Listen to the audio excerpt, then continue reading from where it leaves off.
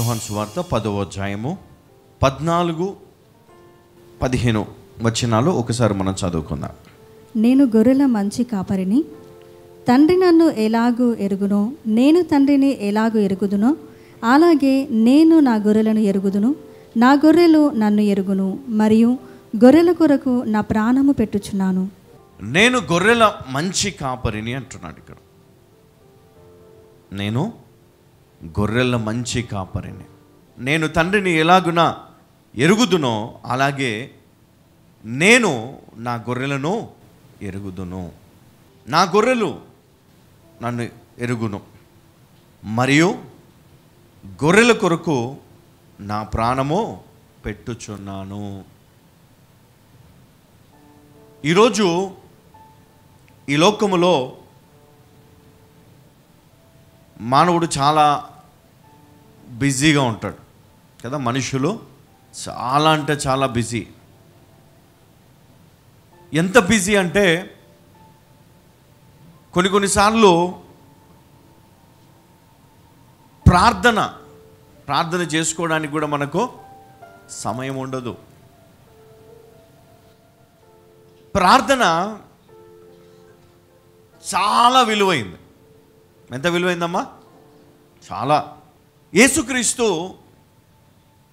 ఆయన పరిచర్య ప్రారంభించిన తర్వాత అనేకులను ఆయన మరి స్వస్థపరిచినట్లుగా లేఖనాలు మనకు సెలవిస్తూ ఉన్నాయి. ఆయన మంచివాడు, ఆయన కనికరం గలవాడు, ఆయన స్వస్థపరిచేవాడు. ఆయన తన ప్రాణమును సైతము లెక్క చేయకుండా మరి తన గొర్రెల కొరకు, అనగా తనను నమ్మిన వారి కొరకు, తనపైన విశ్వాసం ఉంచిన వారి కొరకు ప్రాణం పెట్టుచున్నాను. హల్లెలూయా. 26వ వచనం, అయితే మీరు నా గొర్రెలలో చేరిన వారు కారు గనుక, మీరు నా గొర్రెలలో చేరిన వారు కారు గనుక మీరు నమ్మరు. నా గొర్రెలు నా స్వరము వినును, నా గొర్రెలు నా స్వరం వినును. నేను వాటిని ఎరుగుదును, అవి నన్ను వెంబడించును. చాలమ్మా. ఇక్కడ మనము ఆలోచన చేద్దాం. నేను గొర్రెలకు మంచి కాపరిని అన్నాడు 14లో. 11లో మనం చూసినట్లయితే నేను గొర్రెలకు మంచి కాపరిని, మంచి కాపరి గొర్రెల కొరకు తన ప్రాణము పెట్టును అన్నాడు. మంచి కాపరి తన గొర్రెల కొరకు తన ప్రాణాన్ని పెడతాడు. ఎంతగా తన పైన విశ్వాసం ఉంచిన వారి కొరకు, అనగా తండ్రి ఏర్పరచుకున్నవారు, తండ్రి ఎంతో విశ్వాసం ఉంచిన వారు, ఆయన ఉన్నాడని, ఆయన కాపాడుతాడని ఎవరైతే ఆయన నమ్మారో, మరి ఆ విశ్వాసమును బట్టి తండ్రి అయిన దేవుడు మరి తన కుమారుని లోకానికి పంపించాడు. ఆ కుమారుడు అంటున్నాడు, నేను మంచి కాపరిని, గొర్రెలకు మంచి కాపరిని. 26లో, అయితే మీరు నా గొర్రెలలో చేరిన వారు కారు గనక మీరు నమ్మరు. ఎందుకు నమ్మరు? ఎందుకు విశ్వాసము లేదు అంటే, కొంతమందికి ఏం కావాలి అంటే యేసుక్రీస్తు స్వస్థత వారికి ఇవ్వాలి. అంటే క్రీస్తు వలన వారికి ఏమి రావాలి? స్వస్థత. ఇంకా కొంతమంది ఉంటారు, వారికి ఐశ్వర్యము కావాలి. ఏం కావాలా? దేవుడు మాకు ఐశ్వర్యం ఇవ్వాలి అని కోరుకుంటారు. ఇంకా కొంతమంది ఉంటారు, వాళ్ళు ఏం కోరుకుంటారంటే ఆరోగ్యము కావాలి, ఐశ్వర్యము కావాలి, ఈ లోకములో ఘనత కావాలి, అధికారము కావాలి, రాజ్యాలు కావాలి. అంటే మానవుడు చాలా ఆశగలవాడు. ఏదైనా అడుగుతాడు.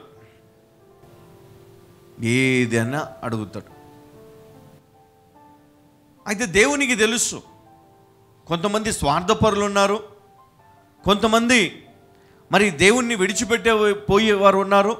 కాబట్టి అలాంటి వారి కొరకు ఆయన మాట్లాడుతున్నాడు. ఏమంటున్నాడు? చూడండి, ఇక్కడ కొన్ని మాటలు మనం ముందు చదువుకుందాం. 25వ వచనం నుండి.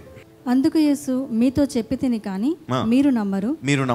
నేను నా తండ్రి నామమందు చేయుచున్న క్రియలు నన్ను గూర్చి సాక్ష్యమిచ్చుచున్నవి. అయితే మీరు నా గొర్రెలలో చేరిన వారు కారు గనుక మీరు నమ్మరు. నా గొర్రెలు నా స్వరము వినును, నేను వాటిని ఎరుగుదును, అవి నన్ను వెంబడించును. నేను వాటికి నిత్య జీవమునిచ్చుచున్నాను గనుక అవి ఎన్నటికి నశింపవు. చాలమ్మా. ఈ ప్రజలకు కొన్ని సందేహాలు, కొన్ని ఆశలు వీళ్ళ లోపల ఉన్నాయి. కొంతమంది ఏమో మరి యేసుక్రీస్తును ఆటంకపరిచేవారు ఉన్నారు. అంటే ఏ విధంగా అంటే, ఉదాహరణకు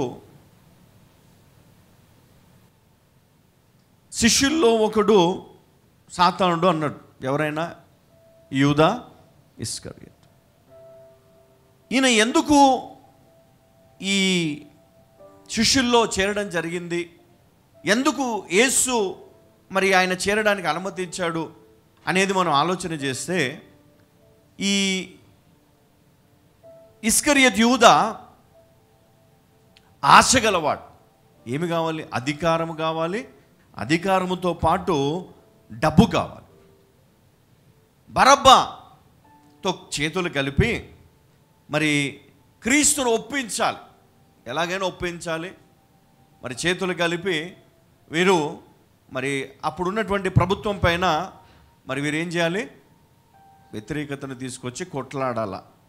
దానికి క్రీస్తు కావాలి. ఎందుకంటే ప్రజలందరూ కూడా క్రీస్తు వెంబడున్నారు.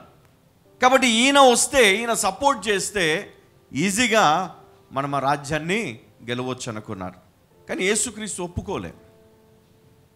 క్రీస్తు ఒప్పుకోలే. అంటే ఈ యూదా ఇస్కరియోతు ఏం చేశాడంటే స్వార్థముతో వచ్చాడు. అది తెలుసు. అందుకే ఆయన ఒప్పుకోలేదు. నేను ఎందుకు వచ్చానో నా తండ్రి చిత్తం నెరవేర్చడానికి వచ్చా. అంతేగాని మీకోసమో లేకపోతే ఈ రాజ్యాన్ని ఏలడానికి నేను రాలే, అధికారము కోసం నేను రాలేదు. అంటే ఈరోజు చూస్తే అనేకులు స్వార్థపరులు. మరి అలాంటి స్వార్థపరులను దేవుడు ఏమంటున్నాడు అంటే, మీరు నా గొర్రెల్లో చేరిన వారు కాదు. మీరు ఎలాంటి వారంటే నన్ను మీతో కలవమంటున్నారు. కానీ నేనేమంటున్నానంటే, మీరు నాతో కలవండి.